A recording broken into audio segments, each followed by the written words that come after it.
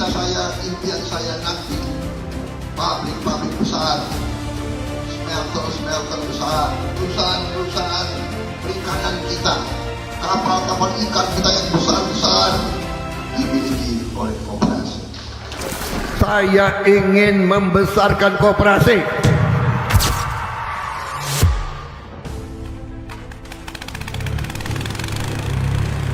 Di saat semangat membangun Indonesia kian bergelora, Presiden Republik Indonesia Prabowo Subianto menegaskan pentingnya peran koperasi sebagai sokoguru perekonomian bangsa.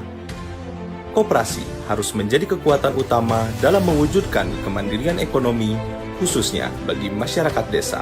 Dalam upaya memperkuat perekonomian rakyat dari akar rumput, Presiden Prabowo Subianto menegaskan komitmennya terhadap pemberdayaan desa melalui program Koperasi Desa atau Kelurahan Merah Putih.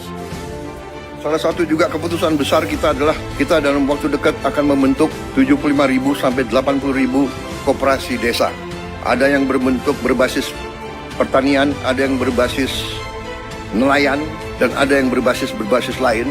Tapi intinya adalah kita ingin ekonomi desa, ekonomi rakyat yang paling bawah bergerak dengan cepat, memobilisasi kekuatan yang kita punya untuk menggerakkan seluruh ekonomi, dan ini akan ada suatu dampak yang sangat besar. Pemirsa, Presiden Prabowo Subianto telah mengeluarkan Instruksi Presiden atau Impres di nomor 9 tahun 2025. Tentang percepatan pembentukan Koperasi Desa atau Kopdes Merah Putih.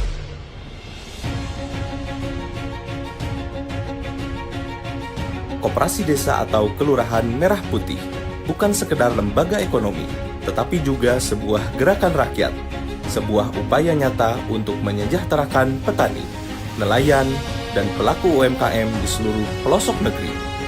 Hal ini telah tertuang dalam Instruksi Presiden nomor 9 tahun 2025 tentang percepatan pembentukan Koperasi Desa atau Kelurahan Merah Putih. Melibatkan 18 kementerian dan lembaga, 80.000 koperasi desa atau kelurahan merah putih akan dibentuk bersama pemerintah daerah se-Indonesia.